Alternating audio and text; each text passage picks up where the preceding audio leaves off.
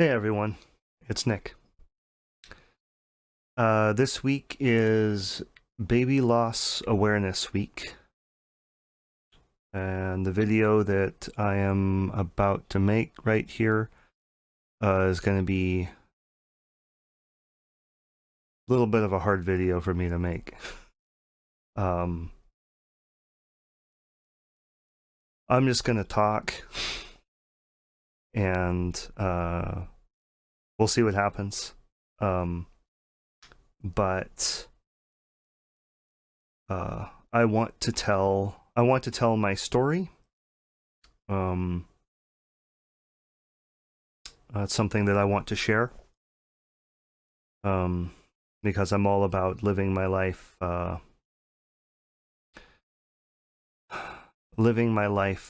truthfully and honestly and in the light. And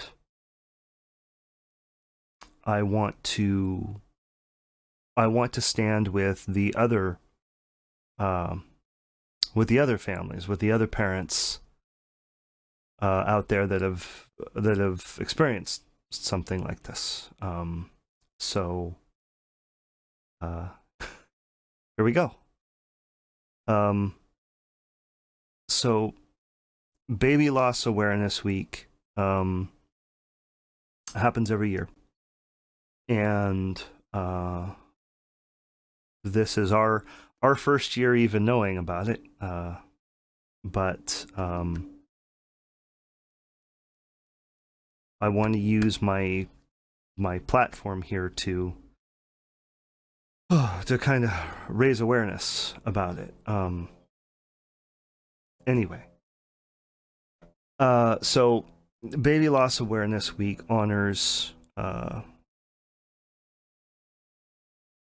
little ones that have been taken from us from the moment of conception up to infancy.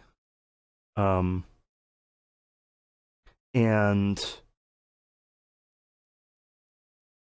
it happened to my wife Davina and I this summer. We've been dealing with it quite privately. Only our most immediate family knows about it. But we picked this week was the week that we picked with good reason to go public with this. And to reach out to other people, because what happened to us was very, very scary.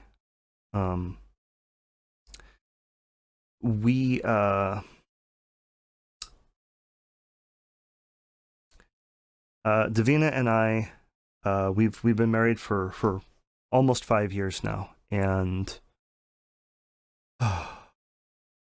we've been very excited to have children. You know, and it's like we were always, just waiting for what is that, what's that right moment to finally make the decision to try and bring a child into this world. So we finally agreed on the fact that there's never a right time, because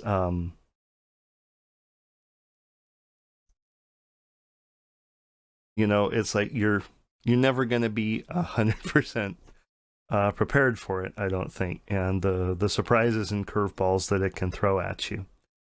And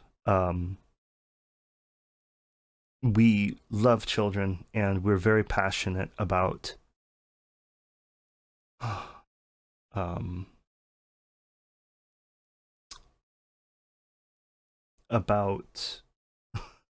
why can't I find the words that I'm trying to say? We're very passionate about the idea of being parents and bringing someone into this world that we can help um, that we can help learn to enjoy their life and enjoy the beauty of being a human. So anyway,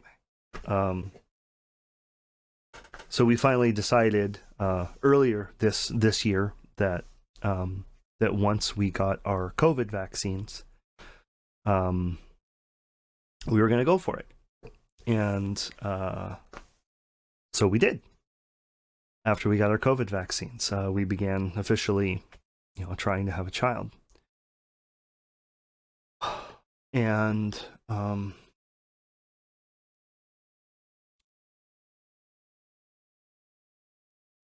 so right around maybe the second week of July or something like that, Davina started feeling just weird, just nauseous and just not feeling great. And so we were kind of, is this a good sign? So anyway, her period never showed up. So she had some bleeding, but it was like irregular. It was weird. So we're like, this is extremely out of the ordinary. So we waited until a couple of days before her birthday. So on July 17th, we finally decided that was the day. Let's take a pregnancy test. So we went into the bathroom and she did the test, and so we're waiting for it to get the result, and we were both really, really excited and really nervous, of course. And she said, I can't look, because we were both wanting it so bad. It's like she didn't want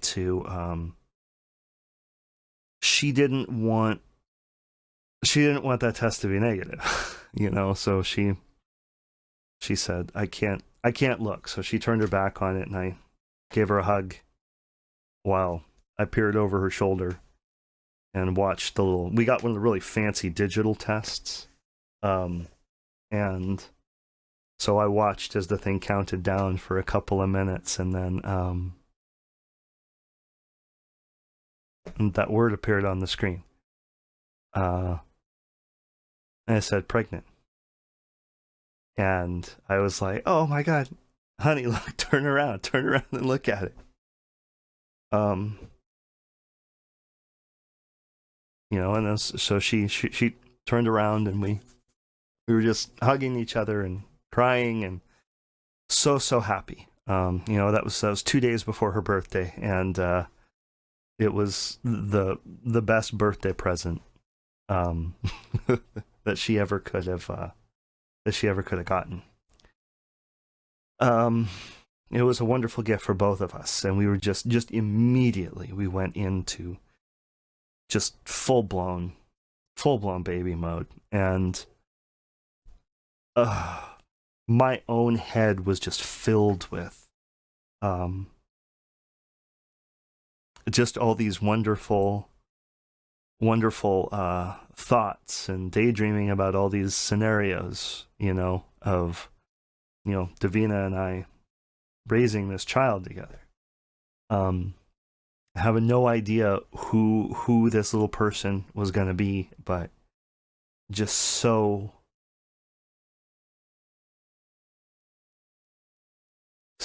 excited to meet them.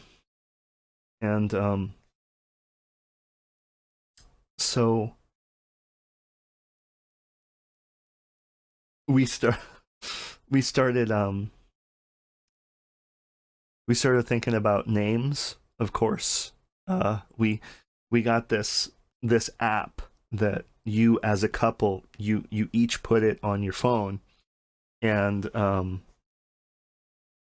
you're able to link the account, so it's like you've got two extensions for one account, and it's awesome. And it was like a baby name left and right swipe thing, right? So it just shows you just like infinite random baby names, and you can swipe left on the ones you don't like and swipe right on the ones that you do like, right?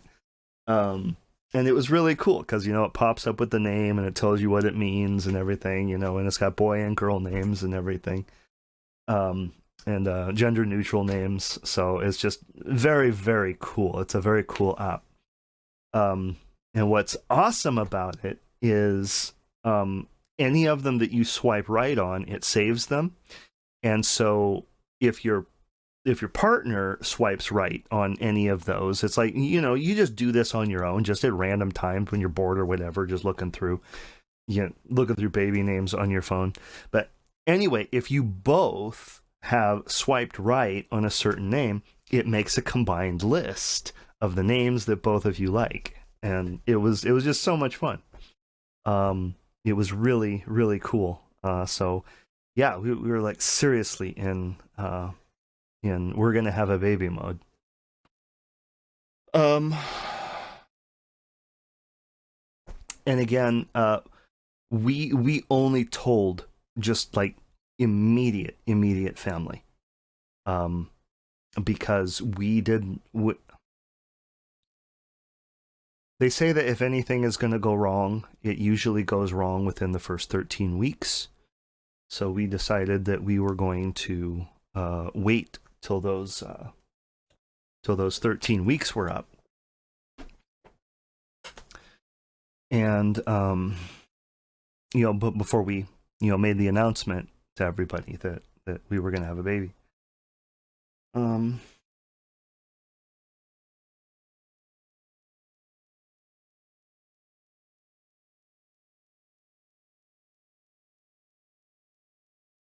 So on July 26th,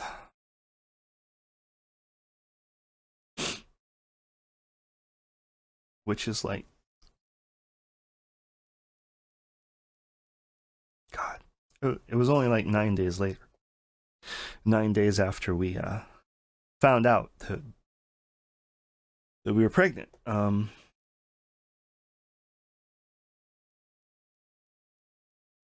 Davina,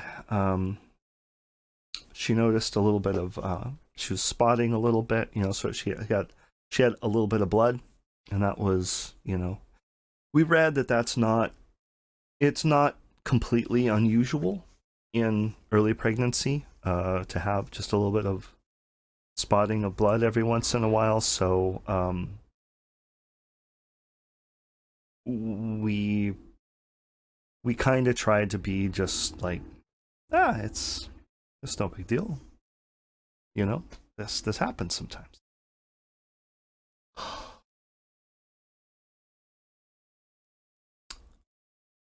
But anyway, a little while later, there was quite a bit of blood,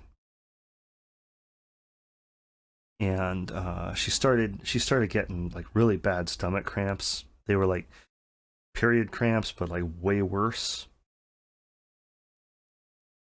And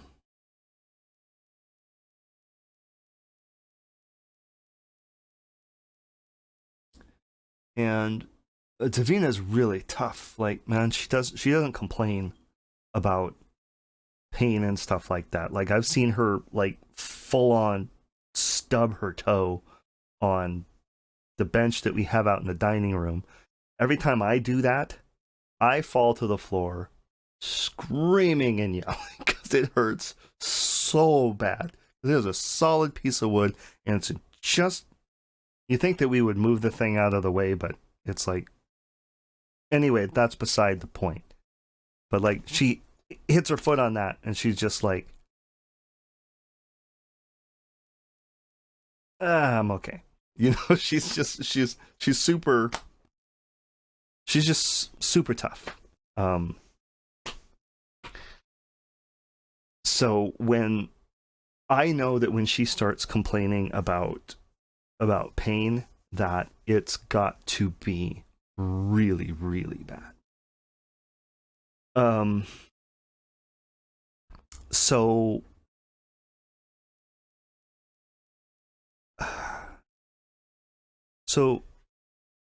we called the 24-hour nurse line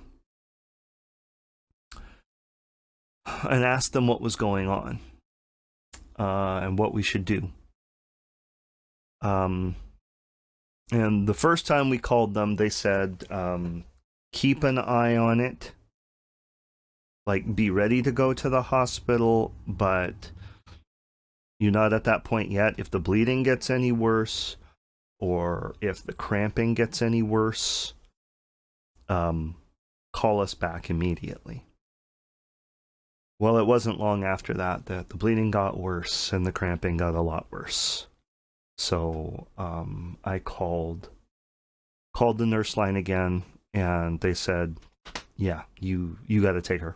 You got to take her to the emergency room as fast as you can.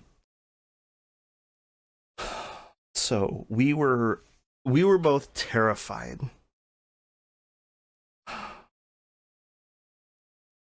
Like, it's like you're already thinking the worst at that point, but you're still trying to hold on to some like glimmer of optimism that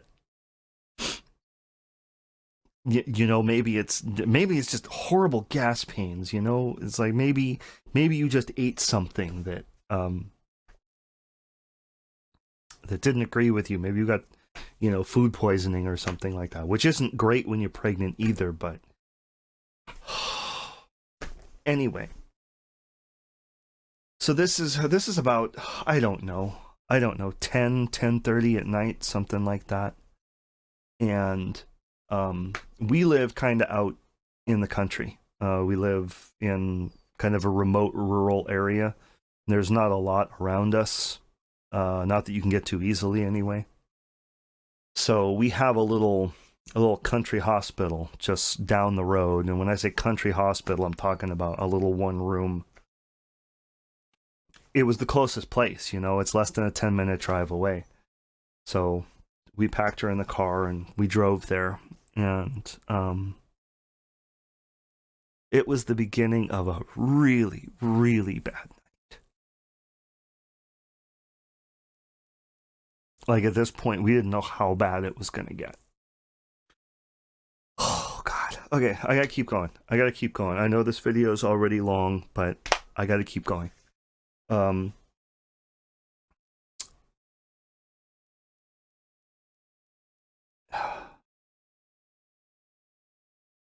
So we get to this little hospital, and mind you, Davina and I are both fully vaccinated, right? Fully vaccinated. We've got our masks on, like we always wear our, you know, 2 masks, the N95 and the cloth one over it. So we get to the hospital, and we get to the entrance, and we knock on the door, and the nurse guy opens the door, and he's like, what's going on? So, you know, we said that she's bleeding and has really bad cramps, and she's pregnant, and we need help. So they wouldn't let me go in. It's like Davina started to go in, and I started to follow her, and the guy put his hand out, and he said, you can't come in here. And I'm like, what are you talking about? This is my wife. She's pregnant. We need to be together. And he said, sorry, no visitors of any kind. That's our COVID protocol. I'm like, well, we're vaccinated, you know, and he's like, doesn't matter. And he basically slammed the door in my face. And then I was greeted in the parking lot by security. So he called security on me. And so the security guy was very nice. He came and talked to me and just explained to me that, you know, this is the COVID protocol, and you can't Yeah, they're not letting anyone in but the patients themselves. And there's no frickin' cell reception at this place. Like, I was like completely cut off from her. So it's like, and I'm telling the story from my perspective. What happened on my end of things, of course. But I also know that Davina was very scared. I know that she was trying to text me. I was trying to text her, and the texts weren't going through. So I am pacing around this parking lot in the middle of the night, and it's weird. It's like I had just enough reception that I could make a phone call, but for some reason my texts wouldn't go through. So I called my mom, and I was just explaining to her what was going on, but the reception was really bad. The call kept dropping, and I felt like totally alone, and that it's like, thank God I was able to talk to my mom, just for a couple of minutes, just to hear her voice. And my mom, of course, was extremely concerned. But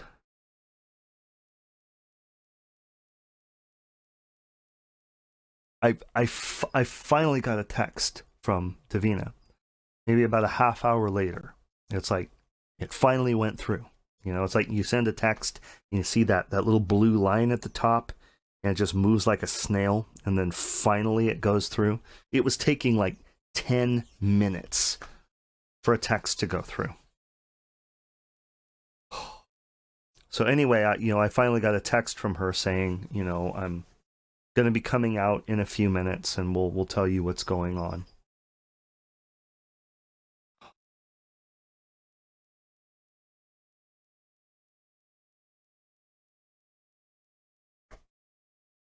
So finally, again, it's like I know that when I got that text, she had sent it like 10 minutes ago or something like that. So it's like I didn't actually know what kind of time frame we were actually on because of the delay. And they wouldn't let me anywhere near the building. They wouldn't let me check on her. No one would answer my questions. It was terrifying. I had no idea what was going on in there. So anyway, the doctor came out with her because he wanted to explain to me what was going on as well, and wanted to make sure that she had a safe place to go. So I really appreciate that. That doctor was really, really nice. He took the best care of her that he could, and I know he was really concerned about her. But he said that he did an examination of her, and her cervix was still closed. So he said, it does not look like you're having a miscarriage, but something is going on, and you need to get her to a facility that can do an ultrasound immediately. And I'm like, you guys can't do an ultrasound here? And he's like, no, unfortunately, we have nothing here. If you break your arm or something, this is a good place to come. We can take care of that. If you, cut yourself in the kitchen or something like that, this is a good place to come for that. Anything beyond that, don't come here, because we're not equipped for it. So they told us that we needed to go all the way over the hill into the city, into Burlingame, and that he had already talked to the doctors over there and told them what the situation was. He wasn't quite sure what was going on, but she was going to need an ultrasound. So we raced on over there. That was a half an hour drive. He said that he was so glad that I was there, because otherwise he would have had to send her by ambulance. He said, whatever's going on is serious, and don't mess around. Get her there now. So that's what we did. We drove right there. Nice, nice, big, beautiful hospital. And we went in and we did the check-in. We told them what was going on. And they got her into a room pretty quickly. They did a test to confirm that she was pregnant, and of course she was pregnant. And they determined she was just under 6 weeks pregnant. So the baby was 5 weeks and 6 days.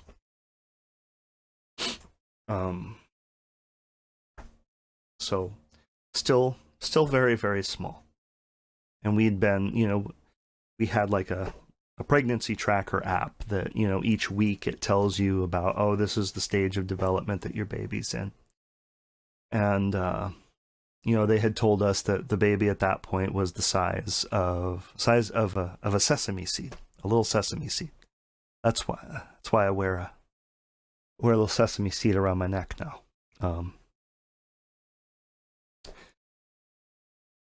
But yeah, just a teeny little sesame seed of a kid. So, anyway, they got her into a room, and the doctor came and talked to us, and like I said, they did tests on her, blood tests and everything, and then they took us back and they did the I'm sure I'm forgetting something, but it was a really wild night. It was a lot of stuff happened. So we went, and she had an ultrasound. They did an ultrasound where they were able to look in and actually see what was going on. And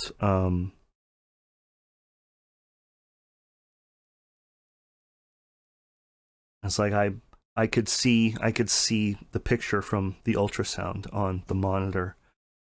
I was sitting down, but I decided I didn't want to see what was on the monitor. It's because like I knew I wasn't gonna see like a baby or anything like that, because it was too early to see something so small on an ultrasound. But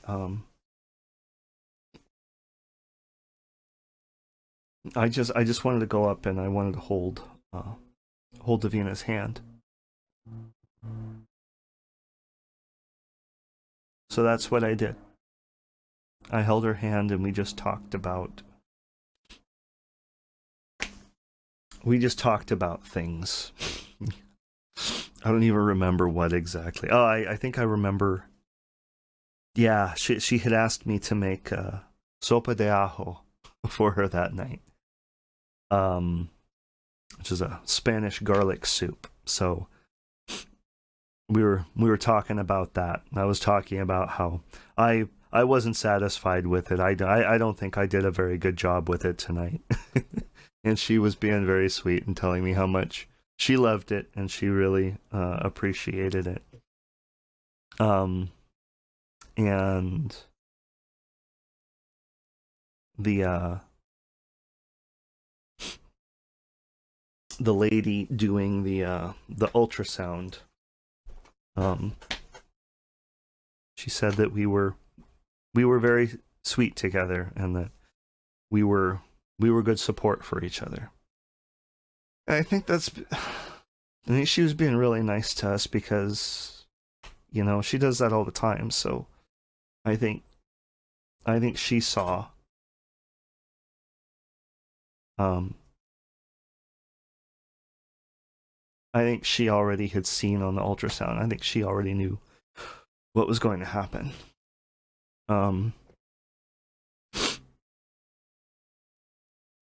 But anyway, so then we go back to the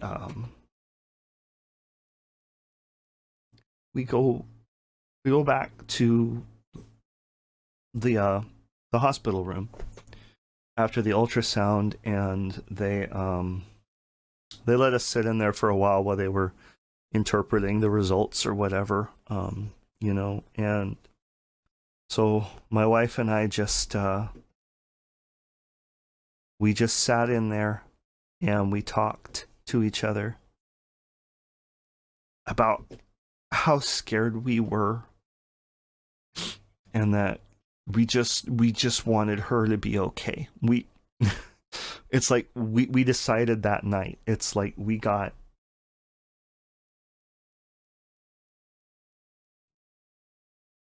I don't know what it was, but it's like in that moment, in that night, it's like we both just knew at the same time that it was a little girl. You know, even though it was, you know, far too early to know that for sure, but like we knew that in our hearts that it was a little girl. And we named her we named her Sesame Seed, because she was the size of a sesame seed. Sesame Seed Sunflower Straight is what we named her. You know, and you know, I remember just putting my hand on her tummy, telling her that I loved her. You know, it's like we only knew for 9 days, you know, but I was already at that point where, you know, I was in love with this little life form in there. You know, we both were. And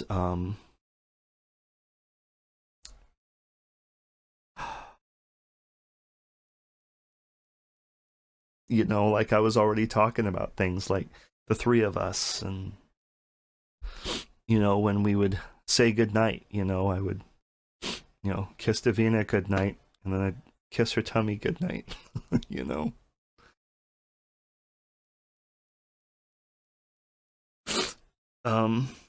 So anyway, oh,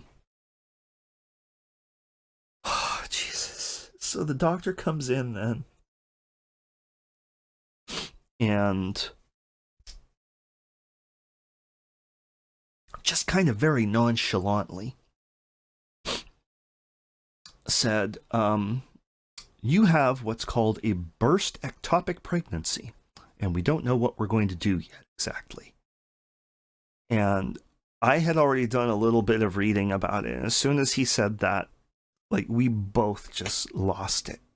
I just started sobbing.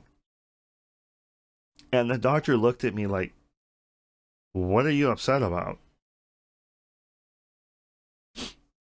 You know,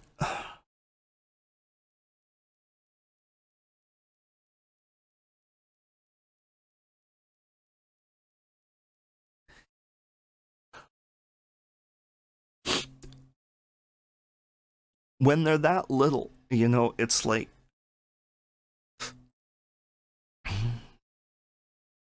a lot of people are of the opinion, you know, and a lot of doctors too, that it's, you know, it's just an incongruent little mass of cells at that point.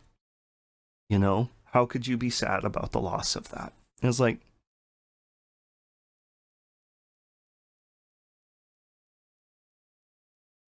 when you want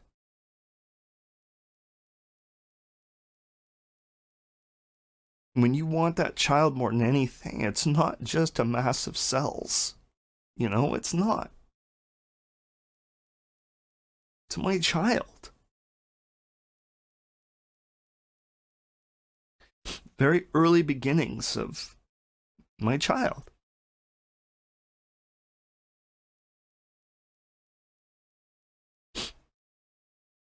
So anyway, if you don't know what an ectopic pregnancy is, let me explain it to you really quick. An ectopic pregnancy is any pregnancy where the fertilized egg attaches and starts to grow somewhere outside of the uterus. The uterus is the only place where an egg can actually grow into a baby. So in most cases, an ectopic pregnancy occurs when, for some reason or another, and they don't know why it happens. They don't know exactly why it happens. There's not a whole lot of research on it, actually, but it happens one in 50 pregnancies in the U.S. anyway. I don't know what the statistics are in other places. Like, I'm not an expert on that, but but in most places in most cases it comes out of the ovary, is fertilized inside of the fallopian tube, which, again, if you don't know, that's the tube that connects. It's the duct that the egg comes down from the ovary that empties into the uterus.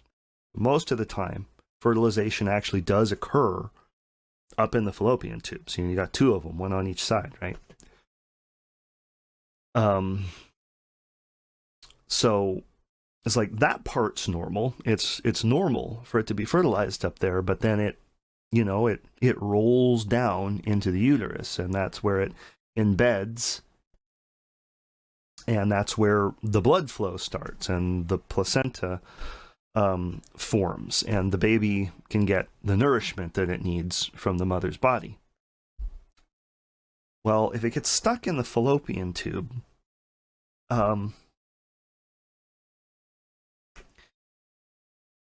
it implants. It tries. It tries its hardest, So it implants there, but it doesn't have proper blood flow at that point. So it's fatal to the baby. It is. If it can't get out of there, it will die, and there's no way for it to get out of there. Once there's a myth that they can go in and they can save it. It's not true. It's not true.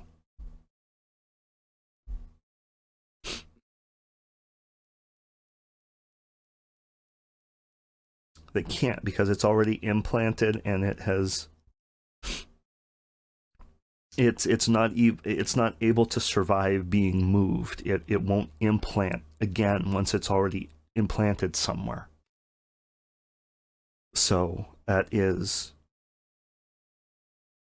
except in like one case that we read about later, like one documented case of a child actually growing and surviving outside of the uterus.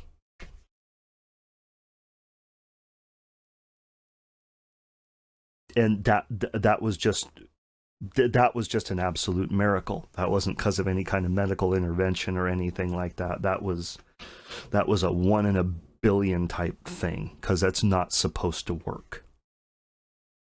So for all intents and purposes, if that egg implants anywhere but the uterus, it's not going to make it. So it's like, as soon as they said ectopic, it's like, in that moment we knew, right? We knew that she was gone, that she wasn't going to make it.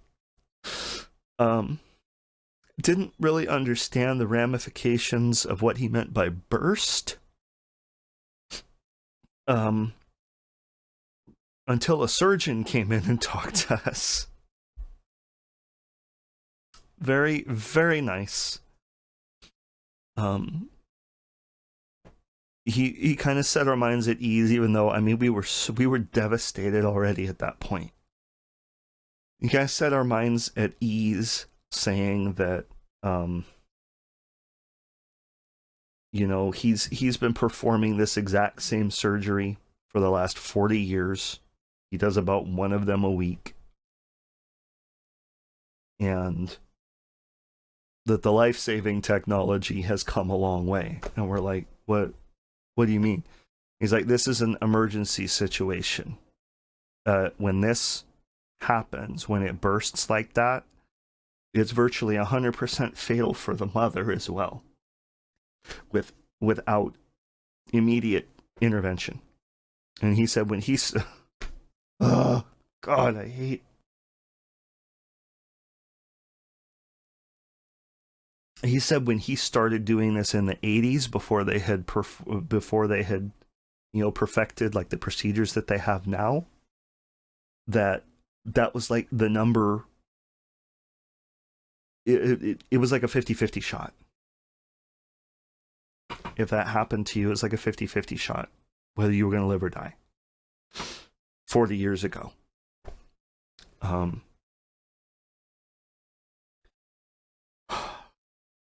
So then I'm freaking out, like, what? We just wanted to have a baby. You know? It's like,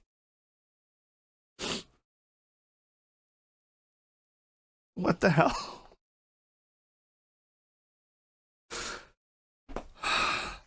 So he explains to us that yes, this is emergency life-saving surgery that they have to do on Davina. Is like we didn't have a choice in the matter. We had to do it, and we had to do it immediately. And he was very clear about the fact that that they were going to have to remove the baby. Of course, he didn't call it that. He just referred to it as a pregnancy. Again, I know he was trying to make us feel better, but he was downplaying it. Because that's not how we feel about it.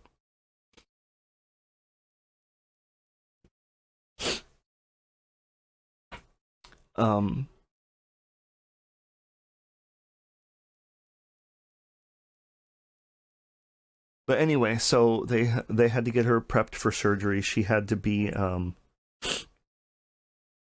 they gave her a COVID test, which is just standard procedure. And they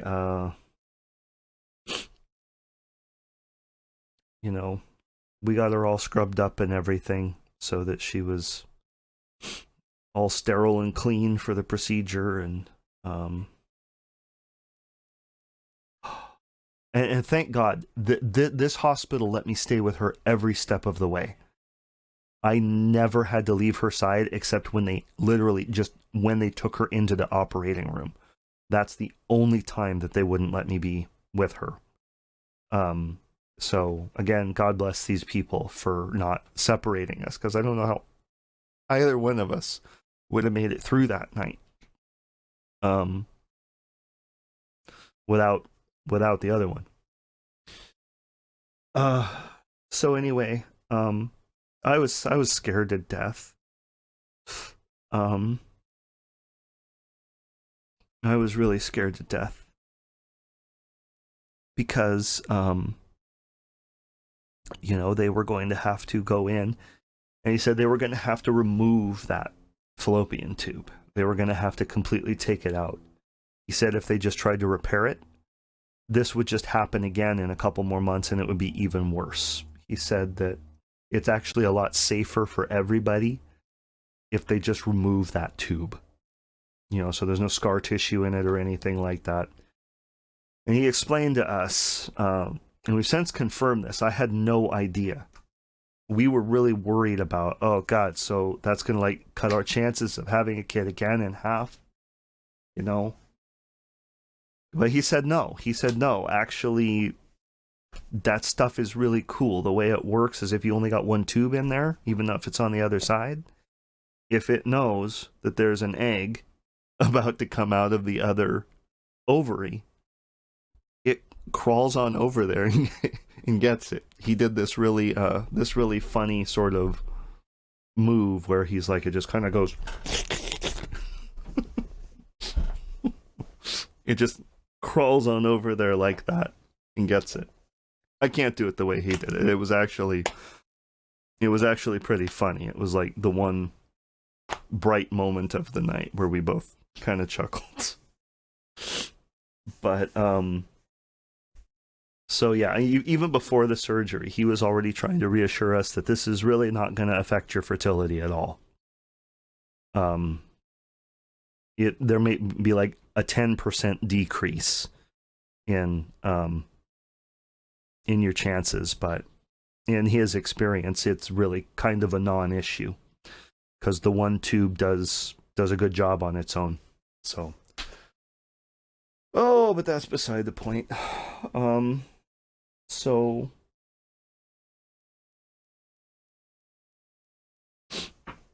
about 5 o'clock in the morning at this point, they're getting her ready for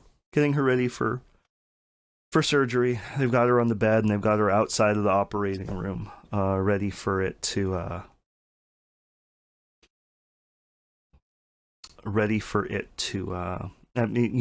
getting ready to actually do the surgery in there. So I just sat there with her, and I called Davina's twin sister and told her what was happening, and called her parents and told them what was happening, and I called my mom and told her what was happening. And that was it. Just them. And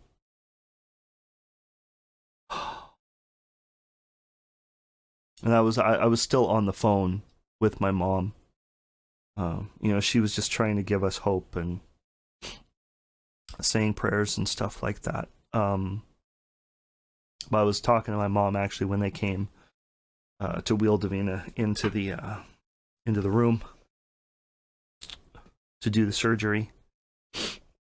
Oh man! And I had to kiss her goodbye, and then I had to go sit in that waiting room all by myself.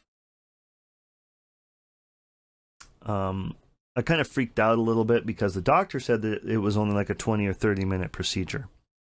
So after about 45 minutes had gone by, I banged on the door, and I'm like, what the heck is going on? And the nurse came out and told me that she was fine, that they were just they were still in the middle of the operation. And I said, well, is something going wrong? The surgeon said it would only take 20 or 30 minutes. And she said, no. She said, no, that's his part of it. His part of it only takes 20 or 30 minutes. The whole process is going to take a couple hours. And I'm like, oh, okay. So I calmed down a little bit, but I was so scared.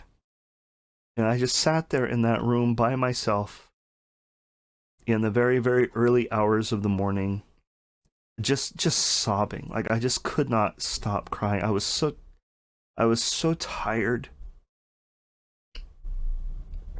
And I was completely, I mean, not just physically tired, but emotionally tired.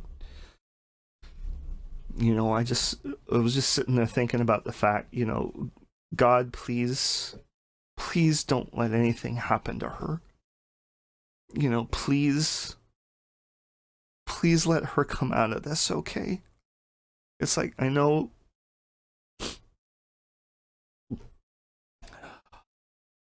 my baby is gone, but don't take my best friend too.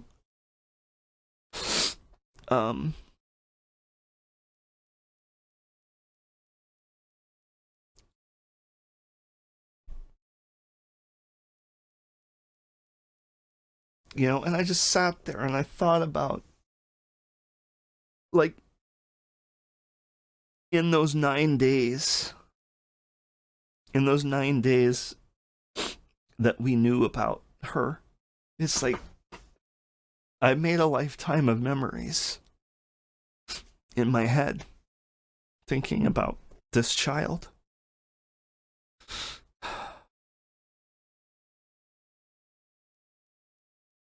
So it was a really big deal.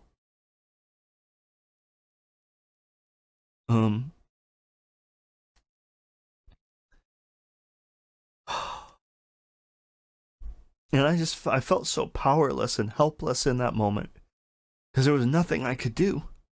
There was nothing I could do but sit there and pray.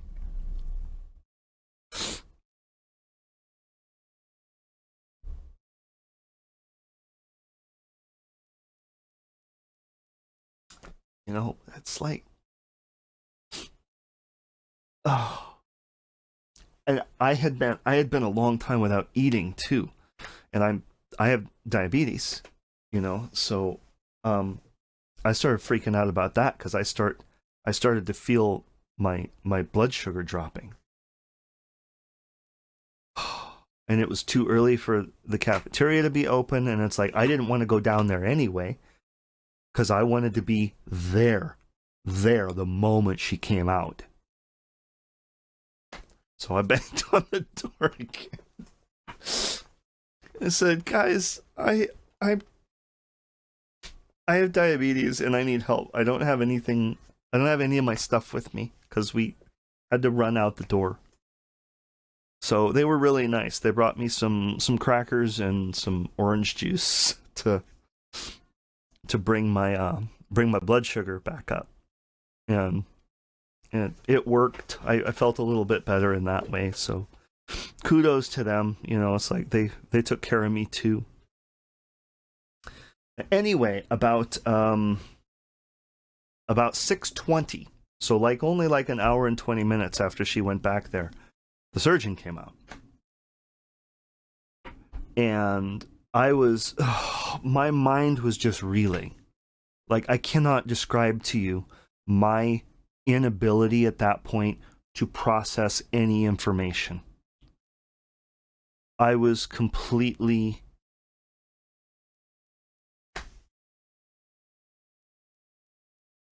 I was a mess. Like, I wasn't comprehending anything. I wasn't understanding anything. I was petrified and I was totally broken. So, he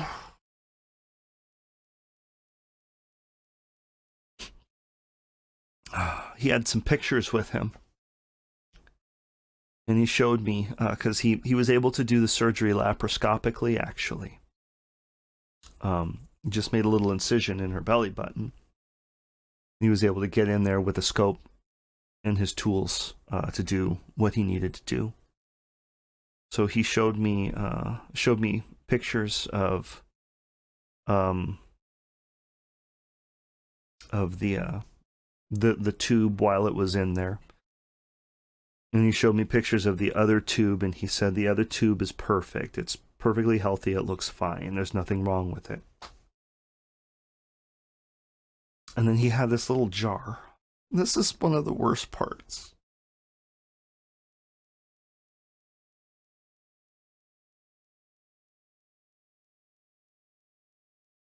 He had this little jar with him.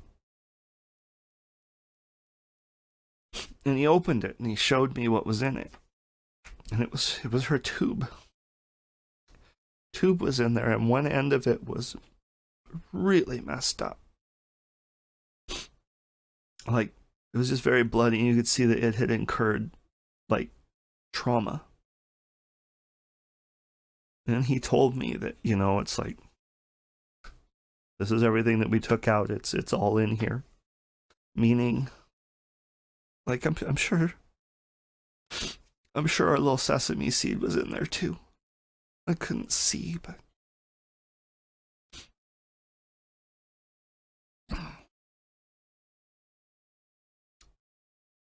I told him I wanted it. I told him that I wanted it. I thought he was bringing it to me.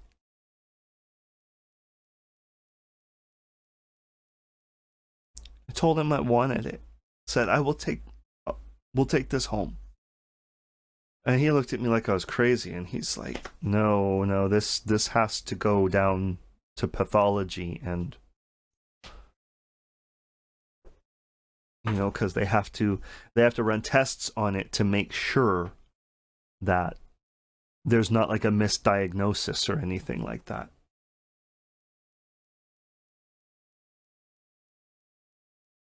And I didn't even think at that time about the fact that that meant that I wasn't going to get it back. I don't know what they did. I don't know what they did with it. But I feel really guilty. Maybe that's what I feel guilty about the most in all of this, is that I just didn't have the processing power in my brain at that point to realize, you know, that after they did the test, I don't even want to think about what happened. I don't know. I didn't even think about it.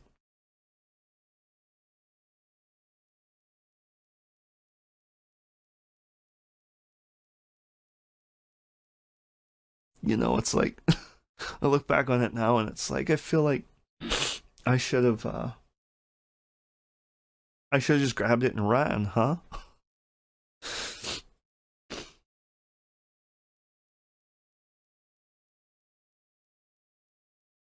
Anyway, so we weren't able to bring her home.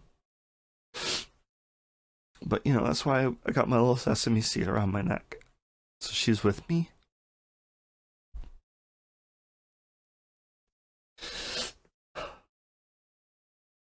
You know, and again, it was, you know, it was kind of like all business. Like, you know, it's just, you know, it's just, it's just a bunch of cells that wasn't going to ever turn into a baby.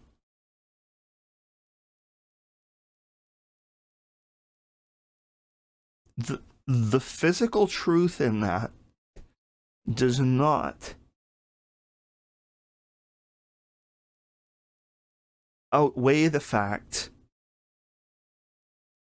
that it was a potential. It was a potential.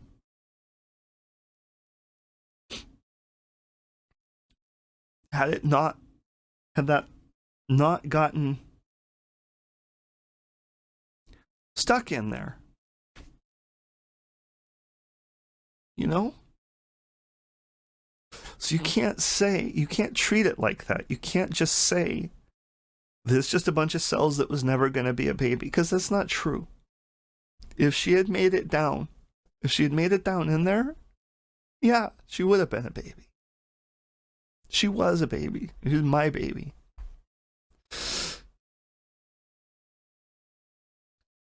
Anyway.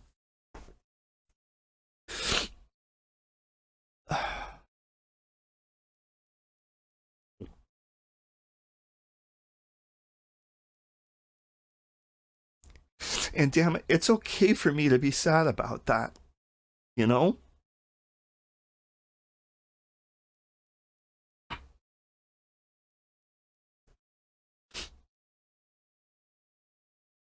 It's okay for us to grieve and mourn.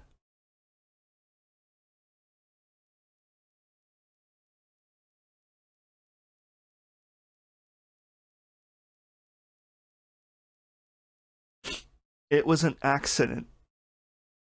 It was just a stupid accident. It wasn't anybody's fault. There's nothing that we did to cause it to happen. And there's nothing anybody could have done to change the outcome at any point. So, you know, it's just, it just really sucks.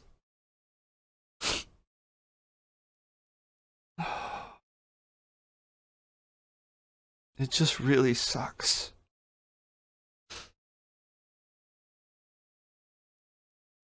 You know, so then the surgeon's trying to really give me hope.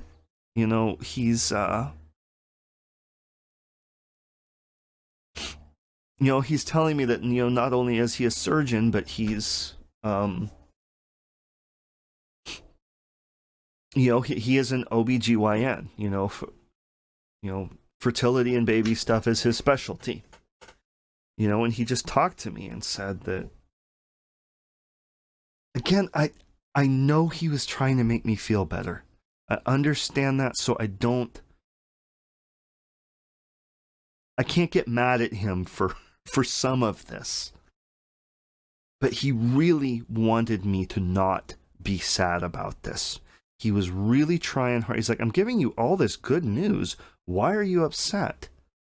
Like, and I could tell that he was frustrated with the fact that I'm just sobbing and grieving the loss of my child. You know, he's like, it wasn't even a child yet. You know, and this isn't going to affect your fertility. You know, you're going to go on. You guys are going to have lots of babies. You know, so then that's all well and good. That's all well and good, you know? And I'm sure that's true. I'm sure that we will. I'm positive that we will. But I wanted her too, you know? It's like forever now, there's always going to be that.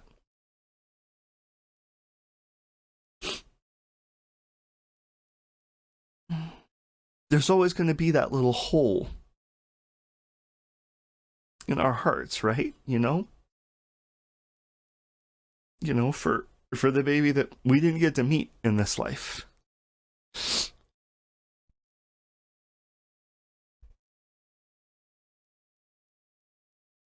You know, our little sesame seed. We wanted her, you know? And we are going to love our children so much. That's not going to detract for a second from the love that we have for our other children who are still to come. But I'll always miss Sesame. And that's okay. That's okay.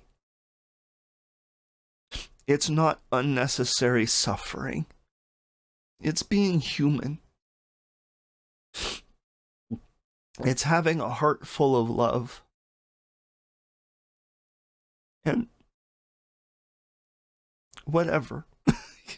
Whatever, you know. I think that grief and having that kind of love and sentimentality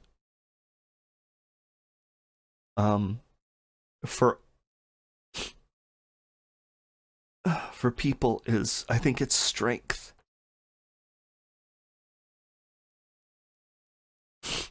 It's strong because it's hard to feel these things. It's easy to try and push them away. It is. You know, it's easy to try and distract yourself and just push it away. But I'm not going to do that.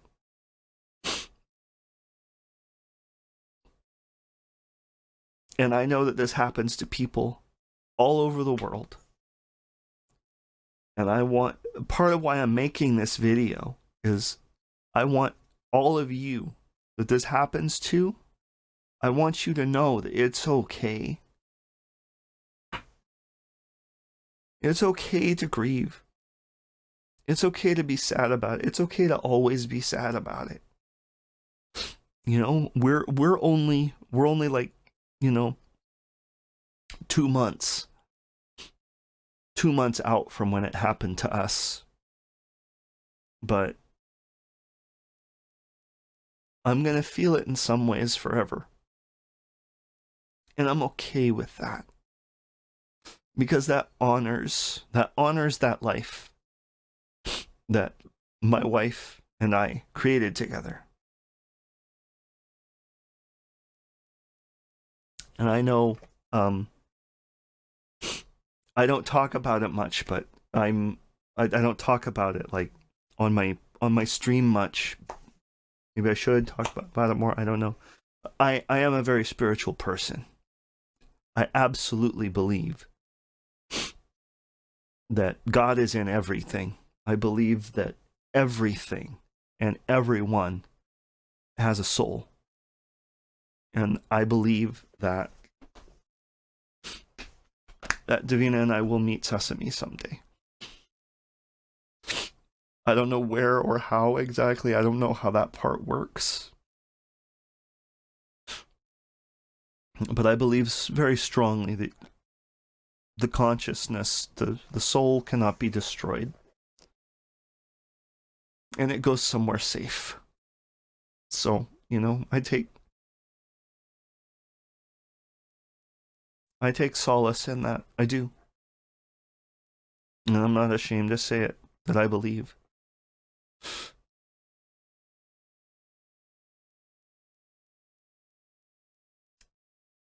But anyway, so... Oh, we gotta keep going. We're not done yet. So after I talked to the surgeon, he left. And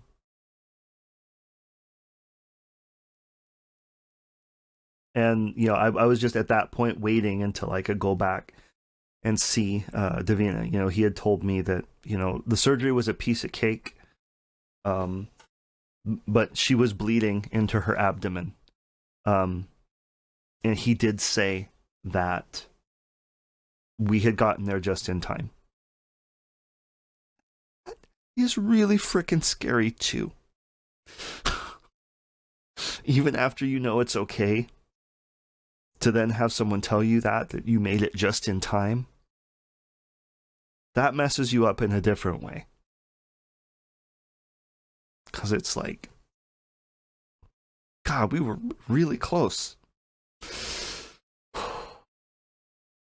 We were really close to, I don't even want to think about it. But yeah, so she was bleeding out, and you know, he said that they were able to suck the blood out of her abdomen and able to cauterize all the places where she was bleeding from. They got the bleeding all stopped. She didn't need a transfusion. They have to do transfusions a lot of times in this case. So we specifically, we had to sign in the paperwork before she went back there that it was okay to give her a blood transfusion. But again, thank God she didn't need one. She hadn't lost that much blood yet. But yeah, so they got her all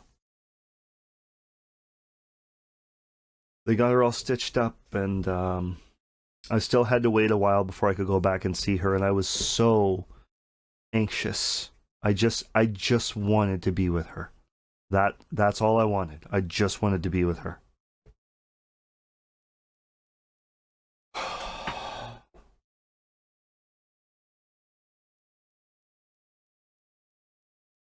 But I breathed a little easier after that, knowing that she was okay and they were watching her back there. And they were just waiting for her to wake up a little bit more.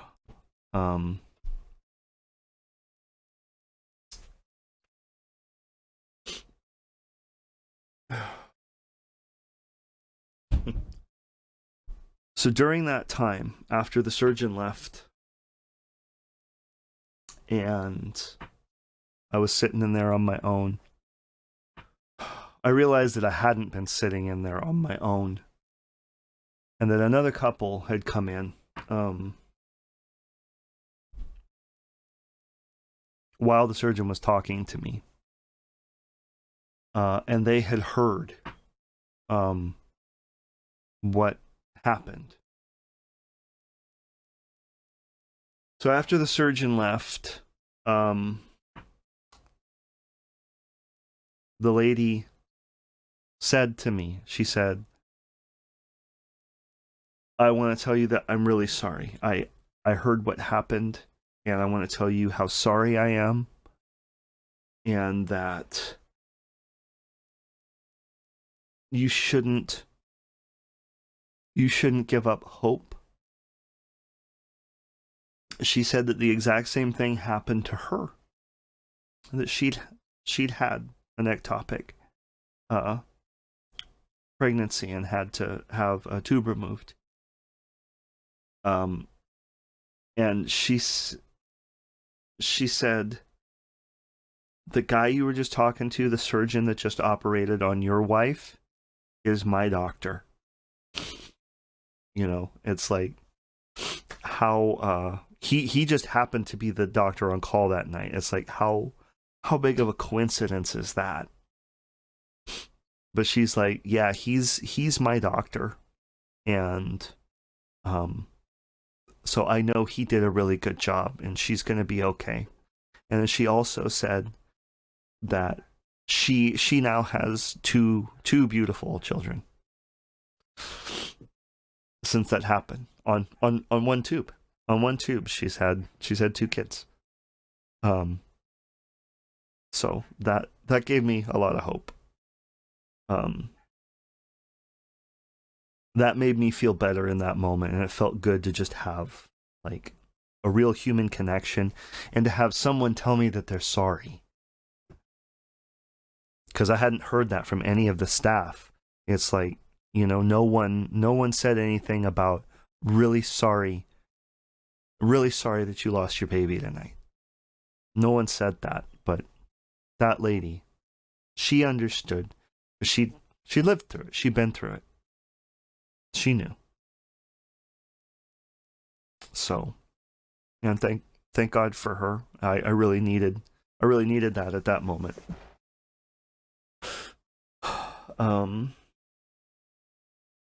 So finally they came and told me that I could go back and I could see Davina. So I ran back there. I ran back there to her, and she was just coming around.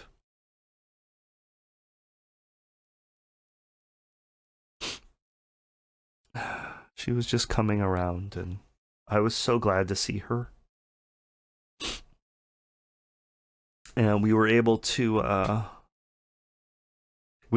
chat, you know, just a little bit there while she was still kind of drifting in and out.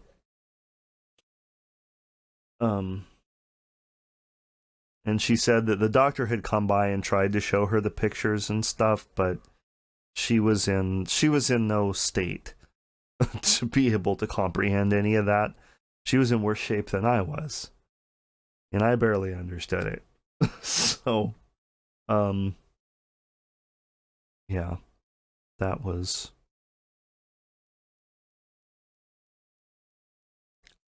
I don't know if the surgeon thought that she was more awake than she was, but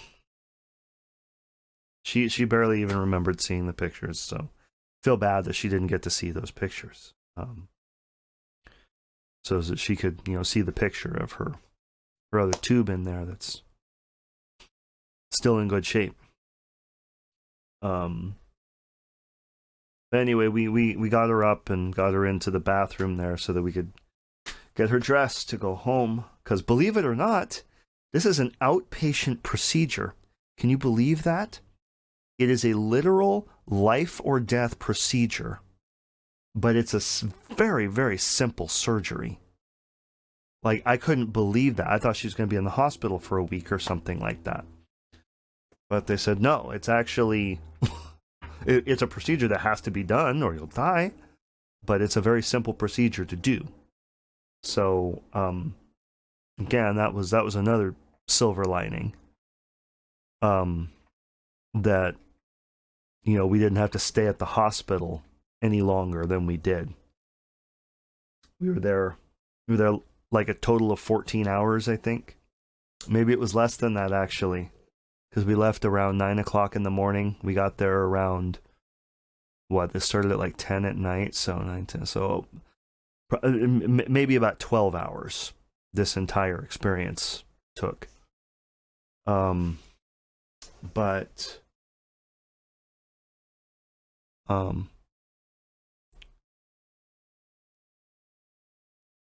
when I was getting her dressed, I noticed that she had a couple of really big incisions all stitched up on her left side. And I started freaking out because I'm like, I thought he went in laparoscopically and took her right tube. So I had to get someone to come and explain that to me. Anyway, they said that, yeah, they took the right tube and they did it laparoscopically, but they needed more space to work inside of her abdomen. So they had to cut a couple of holes to put tubes in there to actually fill her abdomen up with air so that they had more room to work around in there. So that's what those were from. So again, that was just another thing. It's like, God, what else? What other horrible surprises do you have for us tonight? Oh, anyway. So then we went home. We drove home, and we were both just, it's like you're in a state of shock. Like you can't even process what just happened.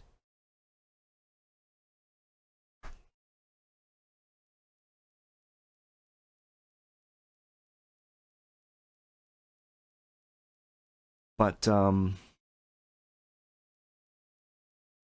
it did happen.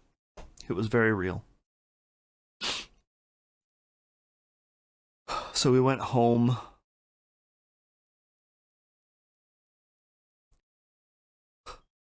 And they had told us that her wounds weren't going to need any dressing because they were so small. By the time we got home, she had like bled through her shirt. So again, I'm on the phone freaking out. I called the surgeon's office, and thank God he was able to get on FaceTime with us, and I was able to show him what her stitches looked like. Because the nurse there had told us that it wasn't going to bleed. The nurse that released us told us that there wasn't going to be any blood. But I was showing the surgeon, and he's like, "Oh yeah, that's nothing. Yeah, it's just of course there's going to be a little bit of blood." And I am like, "Well, the nurse the discharge just said there wasn't going to be any, and there's no aftercare for the wounds." And he was just like, "I'm really sorry. That's horrible. I'm so sorry that they told you that, because that's absolutely not true. Put a Band-Aid on them." So that's what we did, but it's just like it was never ending.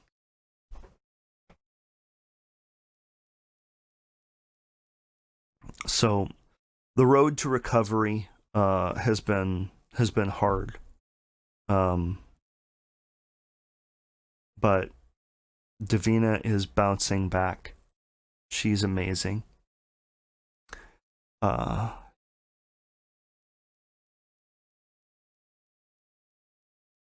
She's healing up really, really well, and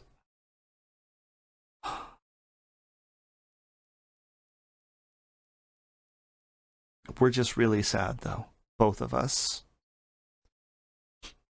But we are trying again. We've been to a couple of follow-up appointments since then, and both doctors that we have seen have given us the thumbs up. They have said, yeah, there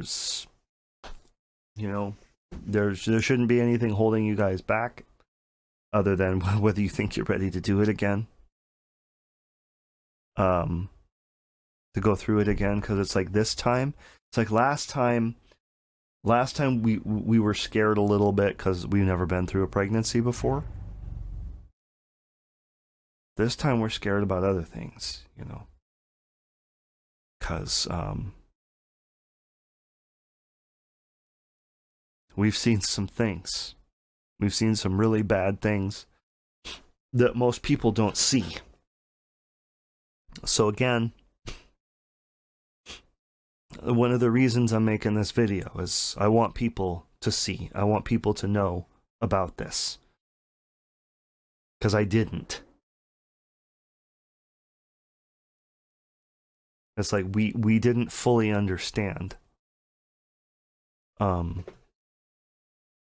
how dangerous an ectopic pregnancy is. That it's about as dangerous as anything can be.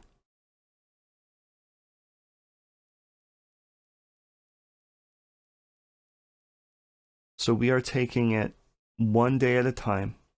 We are trying. We have started trying again. And we do hope to be pregnant again very soon.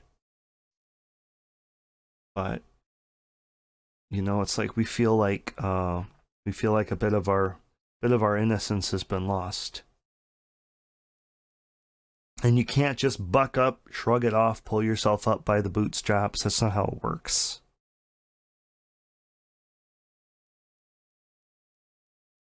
And there's no weakness in that. We are really processing our feelings, and we're processing the grief. We've both waited our entire lives to be parents, not knowing if it was ever going to happen or not. Because it's like, I wanted to be a parent, but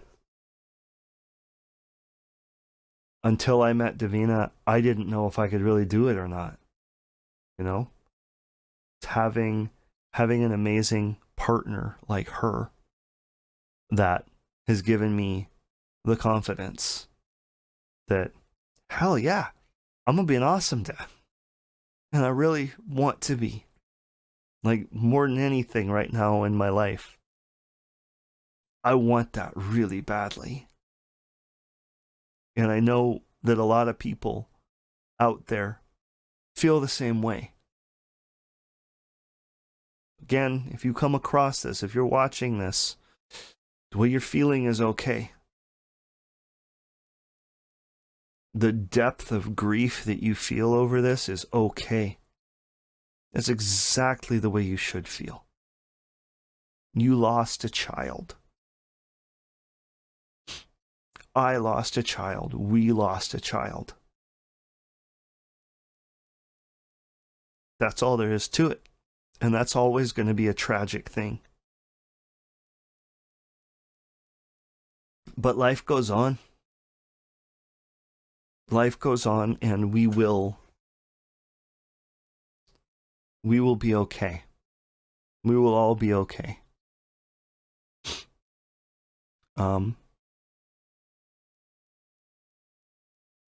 know, one way or another, we're gonna be parents. One way or another.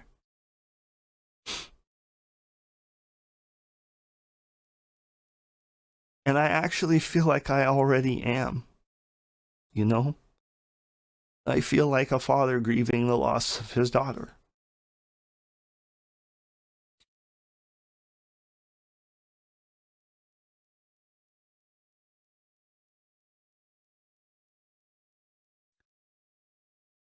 So anyway, oh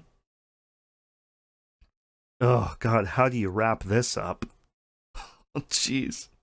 Almost an hour and a half of me telling this story. I don't know where to end it, because it's like, it's not over. Maybe that's how I'll leave it. Maybe I will say that the story is not over, and I'll have to tell you more as the story unfolds.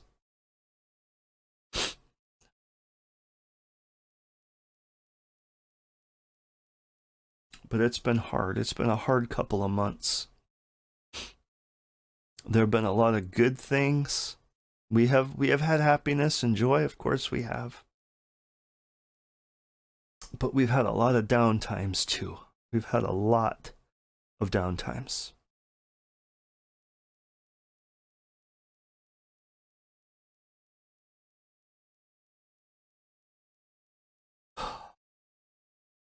And I suppose that's just the way it's going to be for a while. But that's okay. That's okay.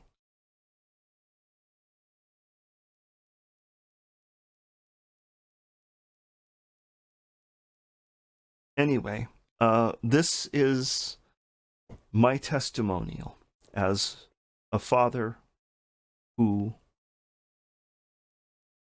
lost his unborn child to an ectopic pregnancy.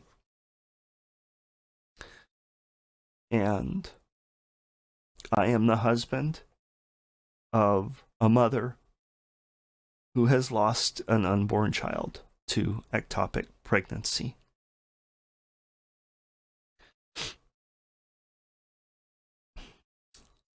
It's a hard thing to get through. But it's important. It's important to talk to other people about it. It's important to talk to your partner about it. Your partner that you've experienced this with, it's important to talk to them about it. It's sad. It's really hard to talk about. But you have to. Let each other know. Let each other know the dark thoughts, the sad feelings. That's actually what brings you closer together. Knowing that you're not alone in it. I feel like sometimes our society is so backwards.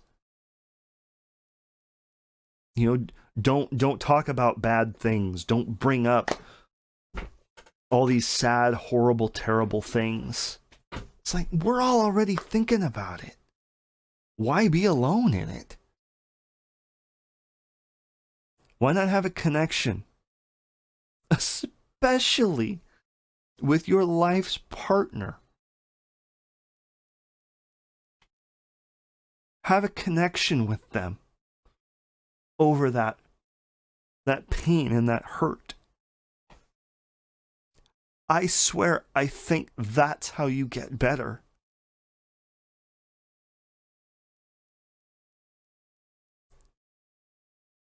By being authentic. I could talk for hours and hours and hours more about this, but I just want people to love each other and be kind to one another. Especially in times of tragedy. Please love each other. Please be kind to one another. That's all I want.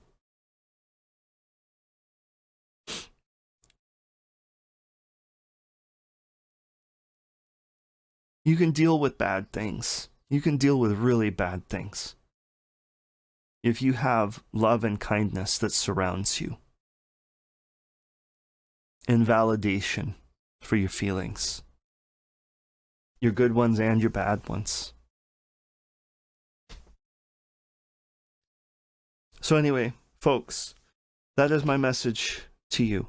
That is my story. I'm sure that I forgot to say some things, because believe it or not, in an hour and a half, with the way that I ramble on about things and the tangents I go off on, inevitably I forget things. But hang in with me here. There will be updates.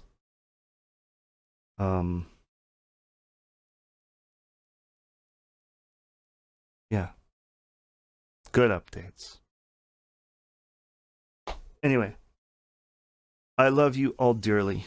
Please take care of yourself. Take care of those around you. I wish you all nothing but peace, love, happiness, all the good things.